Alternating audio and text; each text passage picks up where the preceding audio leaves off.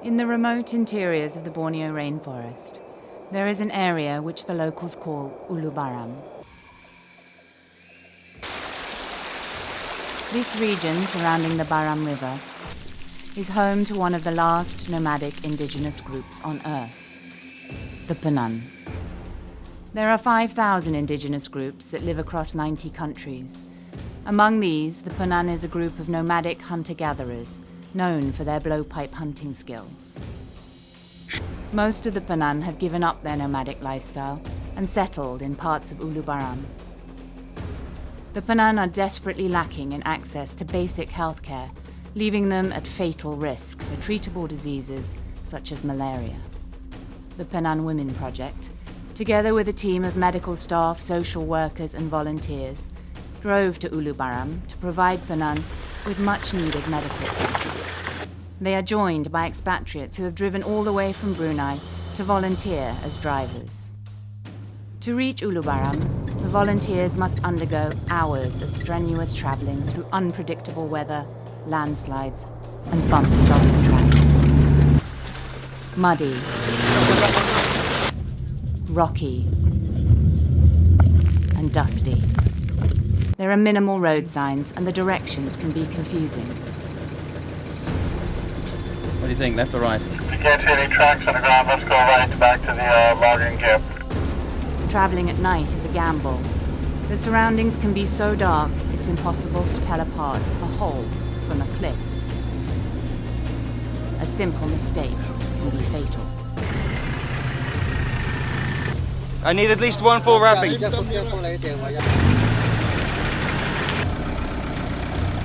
With so much at stake and the odds against them, how far will these volunteers go to save the Penan lives?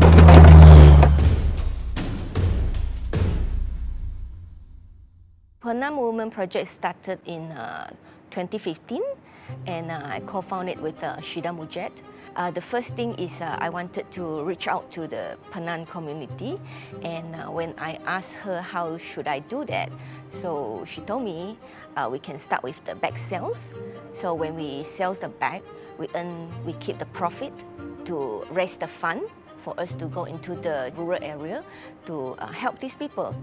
As a human being, they do need basic health care and medical attention. There was no frequent doctor visits to these areas because of one, distance. In the Penan village, if you know how they are, they're basically, you don't have a map of where they are living. All you want to follow a coordinate, yes, but you need a GPS, but you need to be down there in the ground to see where exactly they are. Dr. Ivan, he's also interested in reaching out, and he's in the research department. So he said that maybe he can look for, learn more about the Penan. And we actually went in to do a nasal and oral pharyngeal swab on the Penans to find out what is the carriage rate for bacteria in the upper respiratory tract of Penans.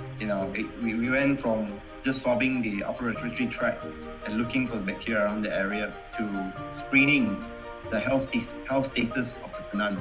From that result, basically, we found out that at least from the community of Penans that we actually sampled from, that they actually have a lot of what we call soil-transmitted helminths. So these are actually parasites that is transmitted from the soil, actually, because of hygiene practices and awareness, basically, where they don't feel the need to wear slippers or shoes, to go out.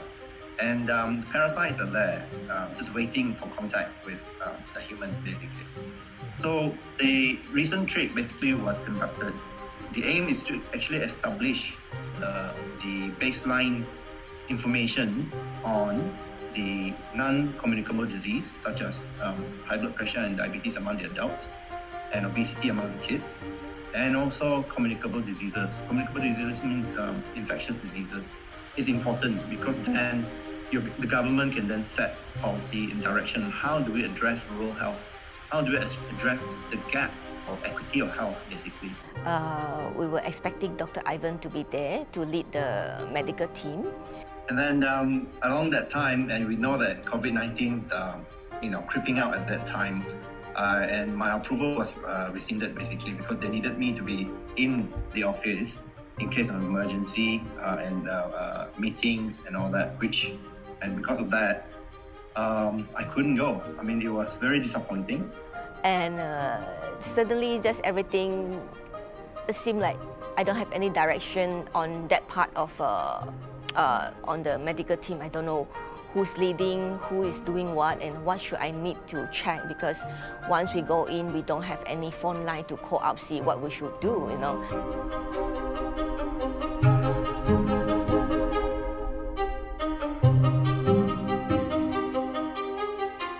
It's because of the road. Yeah, it's because of the road condition, or else it's not that far. Yeah, like you look at the map, oh, it's very near. Why is it taking so long? The team is scheduled to depart as early as 4 in the morning from Miri, the closest major city to Ulu Baram.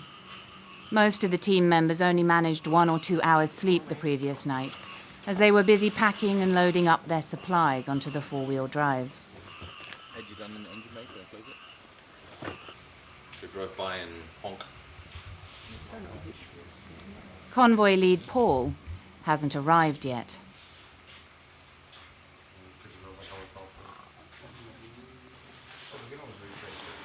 He can't be contacted.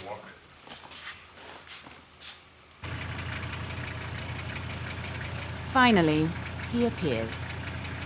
He overslept. It is a 10-hour journey to their first longhouse, Long Abang.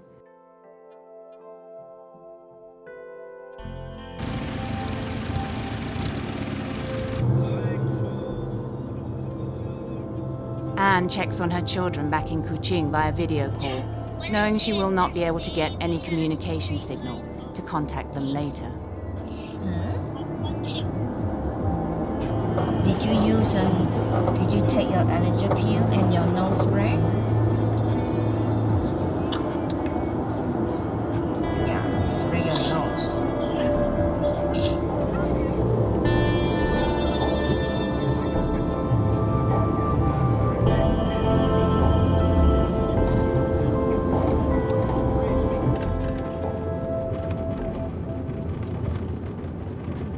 Just now, when we talked to one of the driver, they heard that there is a landslide when we going in later. About 30 minutes, there'll be a landslide, so they don't know what's the condition right now, so we're going to find out when we get there.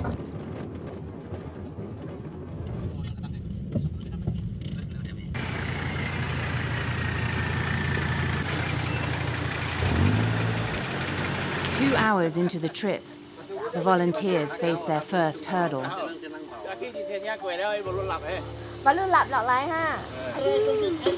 The truck is stuck in the muddy tracks due to a landslide.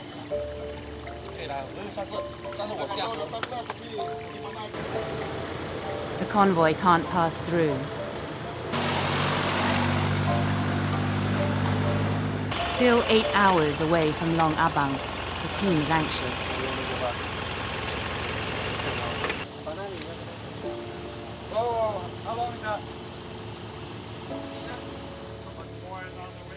Yeah. I need at least one full wrapping. Darren? The volunteers try to pull out the truck by tying a rope to it.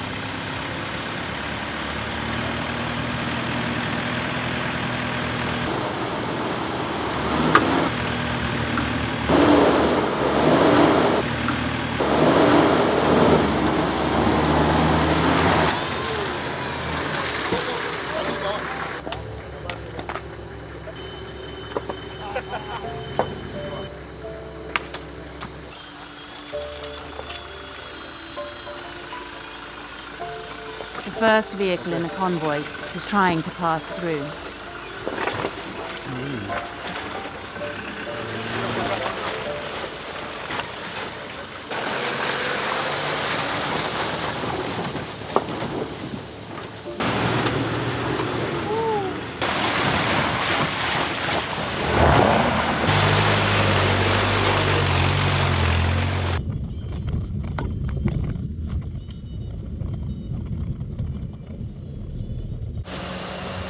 The group is catching up to their schedule.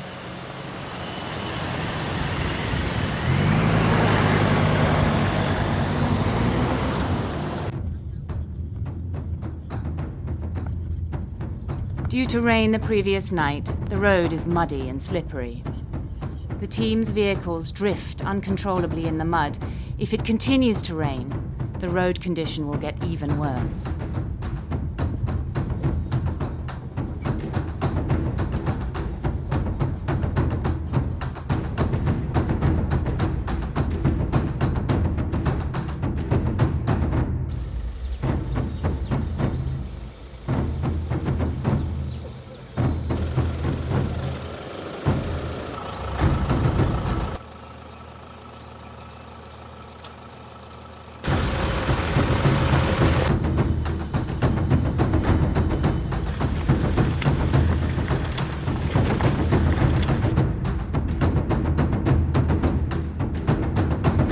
Finally, after 10 hours of driving on the logging track, the team reaches their first Penan longhouse, Long Abang. Long means river, and most of the villages in Baram use the nearest river to name their settlement.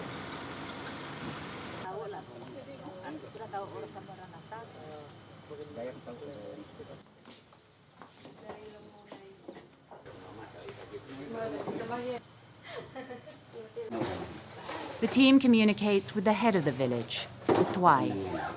The Tuai used to be elected by the villagers, but now is appointed by the district office. Okay, so right. Yeah, on the other side of the field.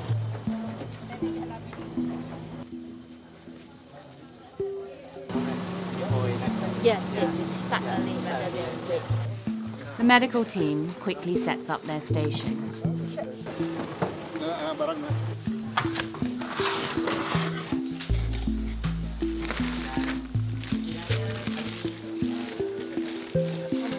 Volunteers sort out hygiene products to give away to the Penan.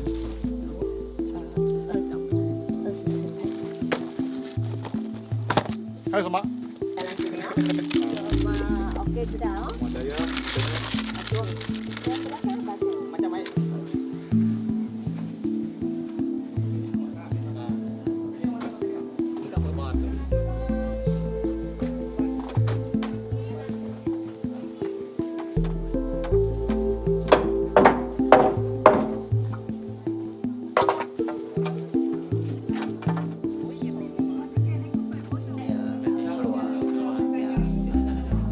The medical team checks on the Penan blood pressure, taking blood samples to test their glycemic index, blood count, and blood lipids.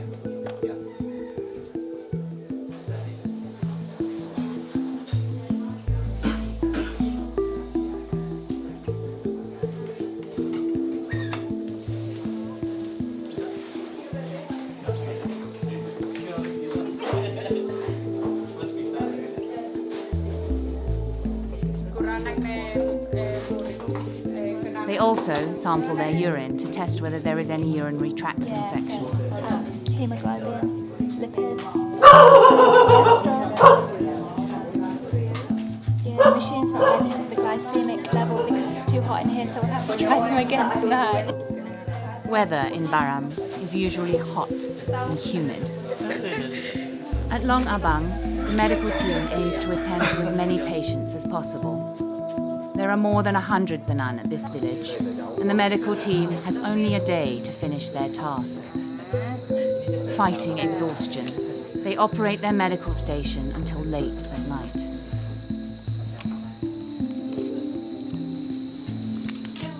Yeah, there are some issues with the hygiene. There are some problems, especially the lack of toilets. So many residents still use the forest and the river for toileting.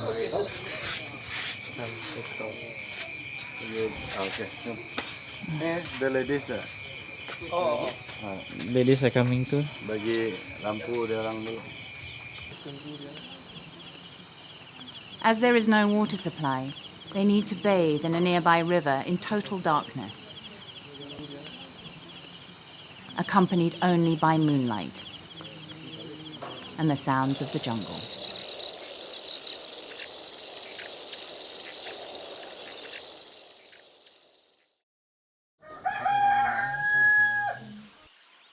Day 2.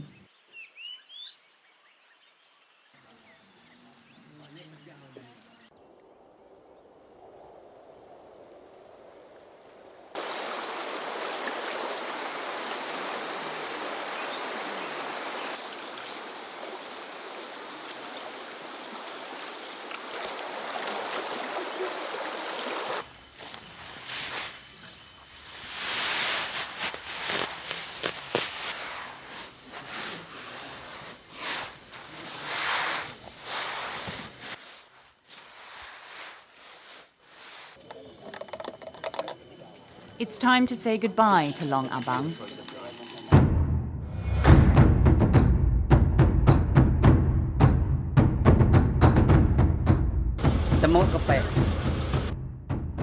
The team's second stop, Long Malangit. It's a new settlement.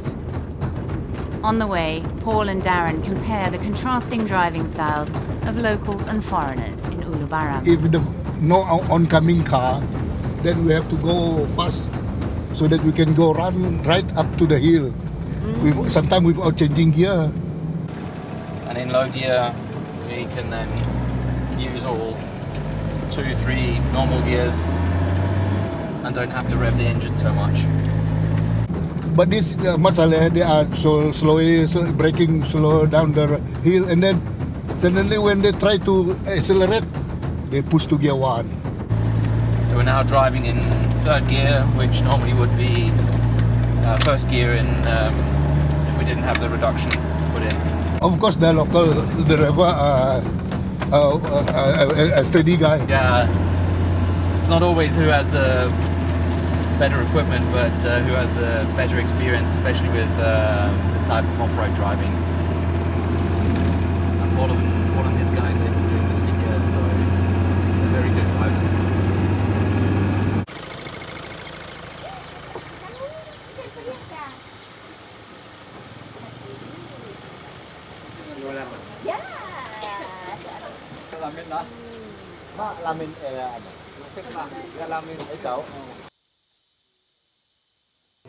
The team is having a quick lunch, prepared by their cook Janita earlier at Long Abang.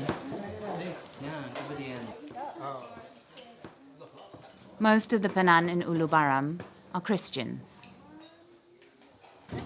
Just after lunch, the team quickly sets up their medical station and distributes hygiene products.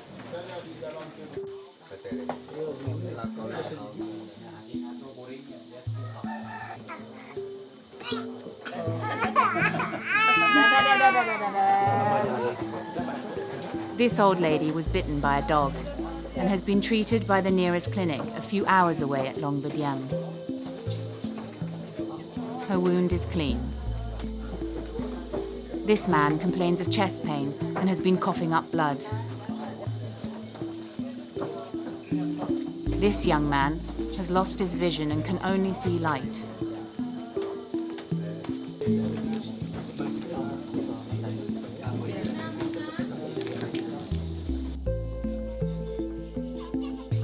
The Penan children have access to entertainment via mobile phones, but as there is no telecommunication signal, they usually pre-download movies from town far away to fill their spare time.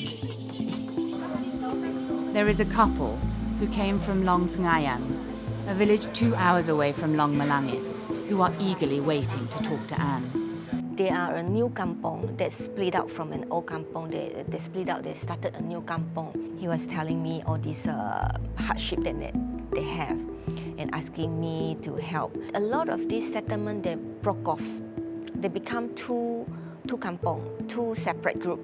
When they moved to the new location, and nobody really know. People still keep going to the old one. I always remember the way how he told me how they did help. I always remember that face. Dia cakap ada satu long kampung, long serayang. Serayang.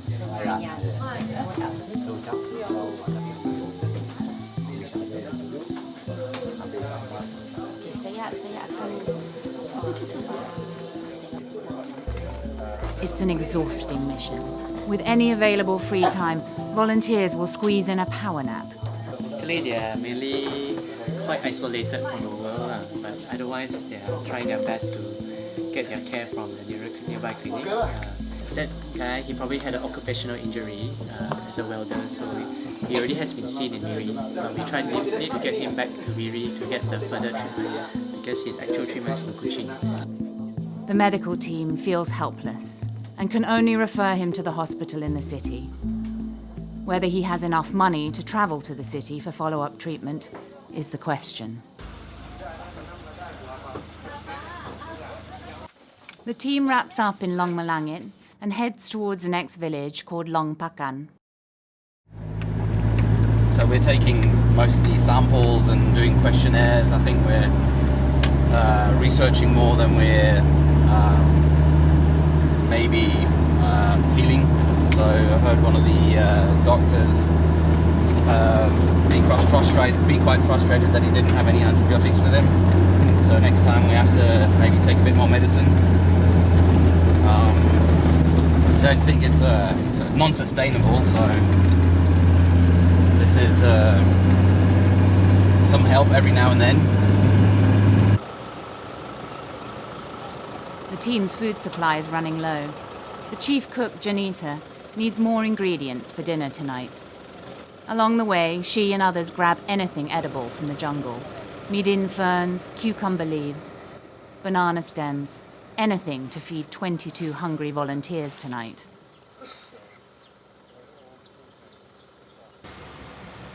They stop by a grocery store to get more food supplies. It's a grocery shop operating in a logging camp. They call it the Ulu Baram 7-Eleven. Besides food supplies, the store sells cold drinks. The volunteers are delighted to see cold beverages selling at a reasonable price.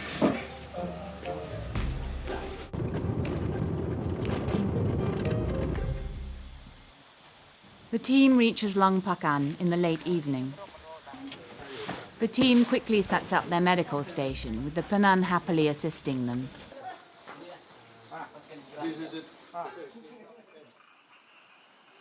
The sun sets, and it's getting dark quickly.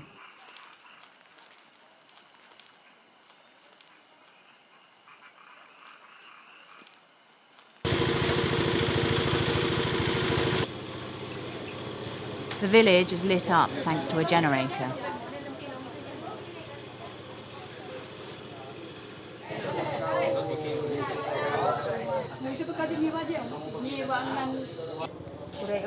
Under very dim light, the volunteers are preparing dinner from fresh jungle produce.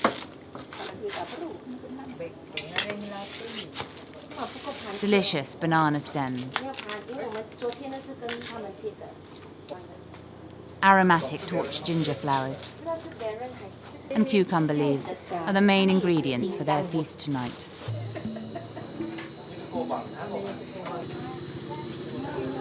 I think since 7:30, yeah, it's a long day. Probably about slightly more than 60, 70.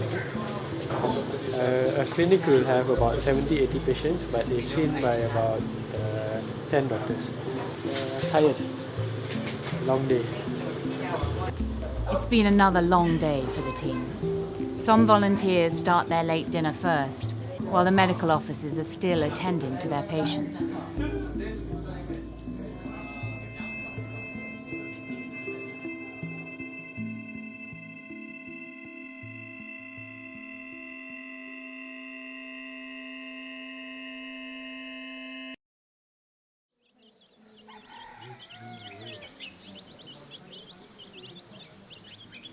Early morning on day 3.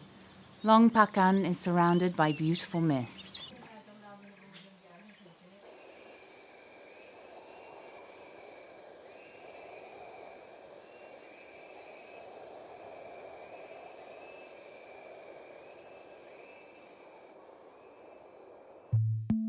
The medical team tries to catch up on yesterday's backlog.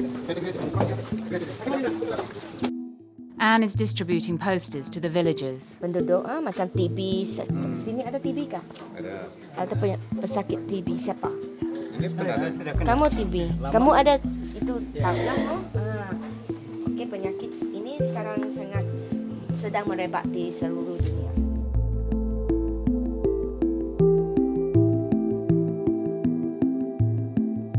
Time to say goodbye. The team proceeds to their fourth village in Ba Kabeng.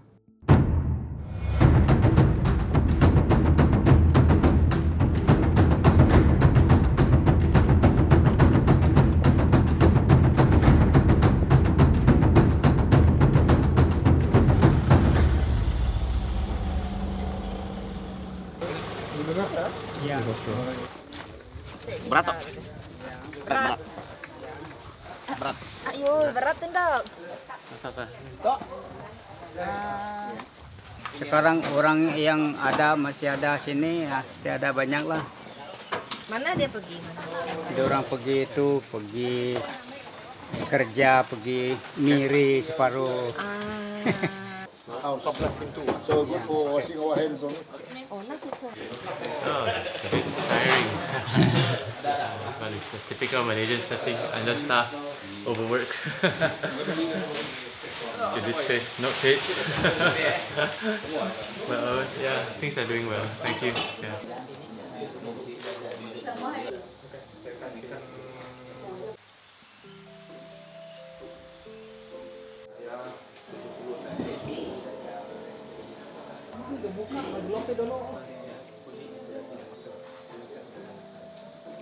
It is a small community, and not many villagers have turned up for the checkup, so the team takes the opportunity to rest.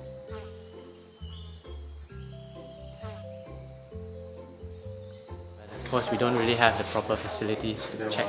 Yeah, so it's no privacy actually. Not the best ideal situation to be in. Yeah. But they are very accommodating. The team wraps up at Ba Kabeng not long after, and are heading towards the final village for their outreach, Long Dalo. Paul, this is Darren. Come in. Along the journey, something goes wrong. What do you think, left or right? Can't see any tracks on the ground. Let's go right back to the logging camp.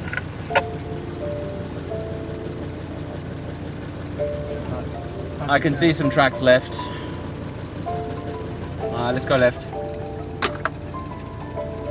Agreed, that's where we originally came from. Paul, Darren here. Do you copy?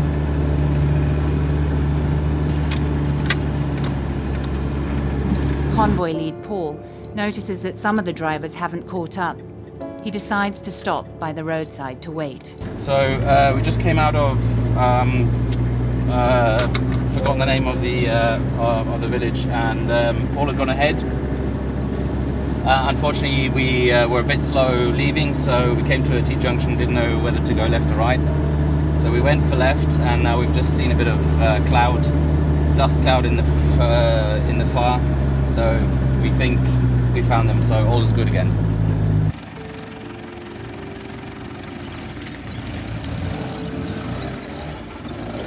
Paul, Darren here, can you hear?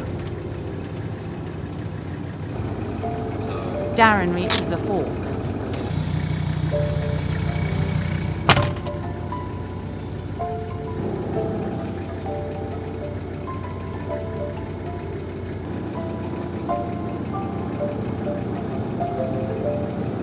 Right, so those look like truck tires and these look like passenger tires. Paul, do you copy? What we don't know is, are they from yesterday or the day before yesterday? There may be worth driving just to go up there to transmit from that point. No, let's go on and see if we can get a natural high point here, and then if all else fails, we'll just turn around and go back to the first turn off. Okay, go ahead. So, golden rule is, whenever you're in convoy, never lose sight of the car behind you, and if that does happen, you stop. So we'll see if we can catch up, and if not, then we'll turn back and go to the, well, here they are, okay. Golden rule of convoy.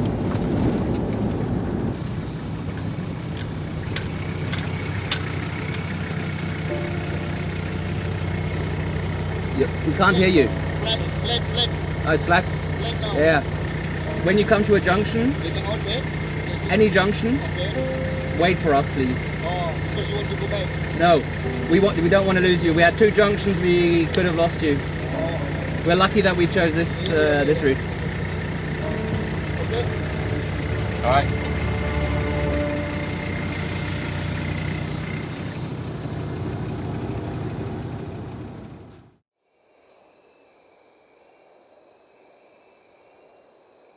At last, the team reaches Longdalo, their final village.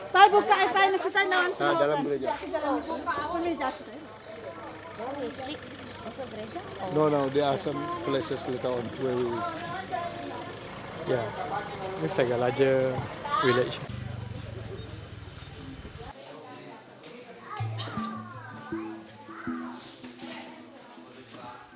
An old Penan man courteously greets and thanks the team for coming to his village.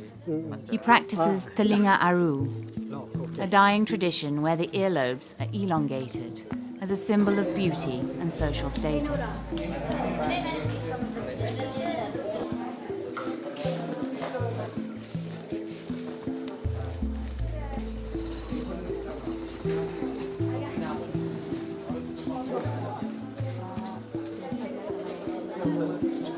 There is a problem.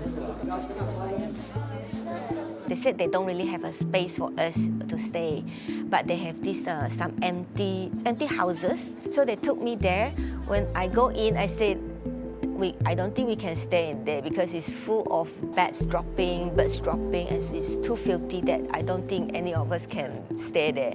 Yeah, even clean out is still gonna be too dirty. We can't stay there. So that's why we made a decision to go and stay at the rest house at the logging company. Maxwell Meriga. Oke, Kang. Mau jumpa dokter sini.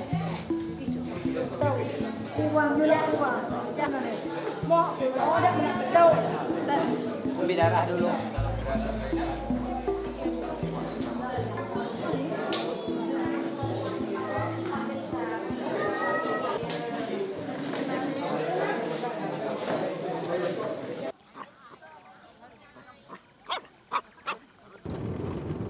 Before heading to the nearby logging camp, the team decides to check out the condition of the river beside Longdalo. The river is still and murky, a habitat for mosquitoes which potentially carry malaria. The highlights might struggle.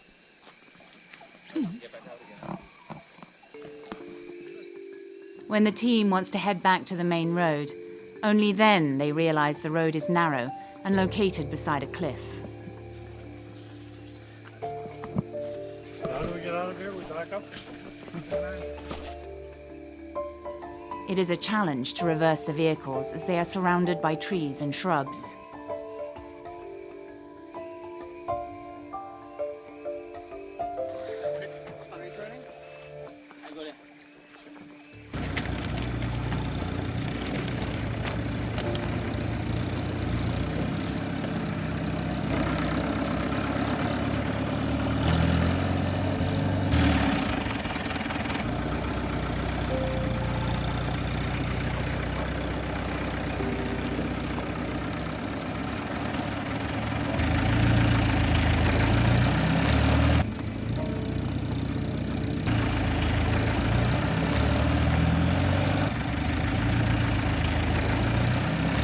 Finally, release.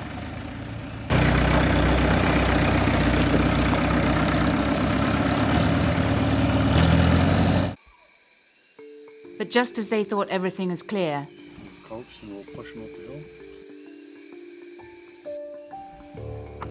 a car suddenly breaks down in the middle of the jungle. The nearest car workshop is hours away.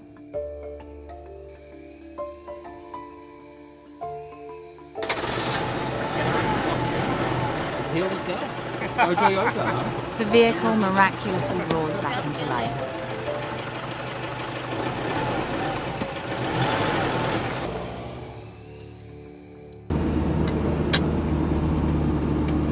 With no time to enjoy the beautiful scarlet sky, the team is racing against time. So it's 6:51, 10 to 7. Sun went down about 20 minutes ago. The village we were doing the clinic, I didn't have space for us, so we're backtracking towards a logging camp that has a homestay. You try to avoid it as best as you can, because no matter how many lights you have, it's not as safe as driving during the day, because you may not see bumps and ruts in the road. But it's, yeah, happens every single trip.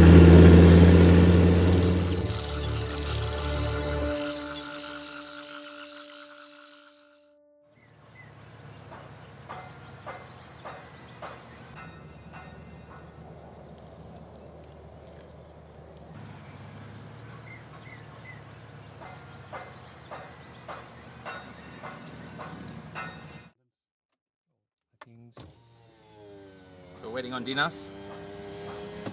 Okay. And we've just found out that the camp is actually sponsoring the medics, so they actually filled up this morning 40 litres, and the camp's paying it. Oh, that's nice. Upon hearing about the Very team's good. outreach project, the logging camp is kind enough to sponsor petrol for the medical team. Okay, good. So we're off.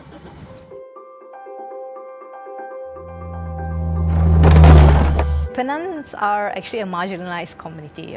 So if you know that marginalized community, they don't really get a lot socially and medically and all that stuff. What I think they need is actually being socially included in economic, political, education, general lifestyle and cultural lifestyle as well. But within that, education is number one thing that we need to not only educate the Penans, but educate our own people outside of the Penan community, which we have some people that I talk to, they have no idea who are Penans. For Penans is that we need to educate them in how to be, staying hygienic, of course, what's happening in the world. Of course, for them, when you're remote, you don't have internet, you don't have a phone line, you don't have signal, and those, they would not know what's happening outside the world. So there was one thing when during the expedition, what I heard was that they said to us there were rumors about COVID-19, but they don't know what it is. So there was no education for them, no one tell them what it is actually and what do they need to do, right? So these are the things that we need to somehow reach out to them. In terms of their health, I know financially it can be a challenge, but if they learn that simple things, simple hygiene practices, for example, can minimize a lot of the risk against infectious disease. And that it will not cost that much money. How much is a pair of, say, Adidas Kampong, for example?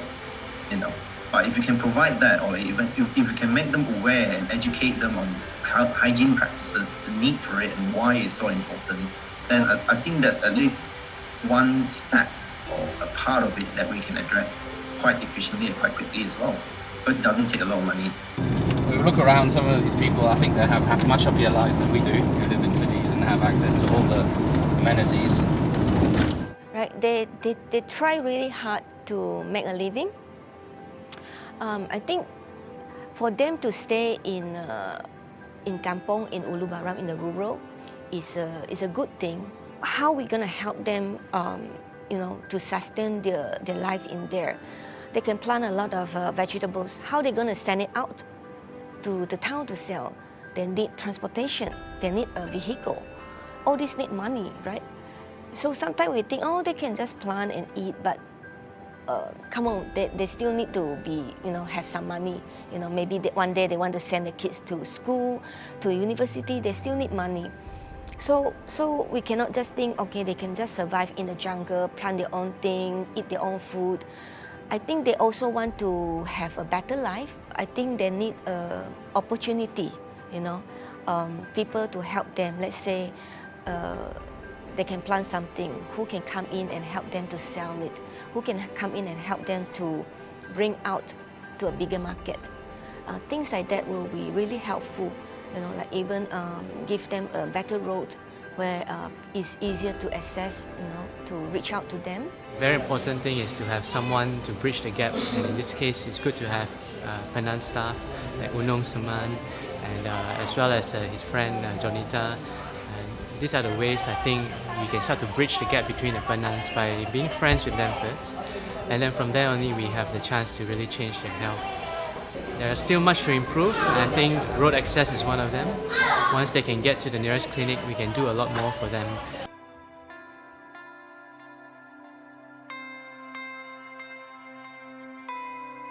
Project Shine is one of a few NGOs constantly reaching out to the Penan, providing them with medical assistance, health examinations and awareness, hoping that one day their initiative can bring a positive change to this indigenous community.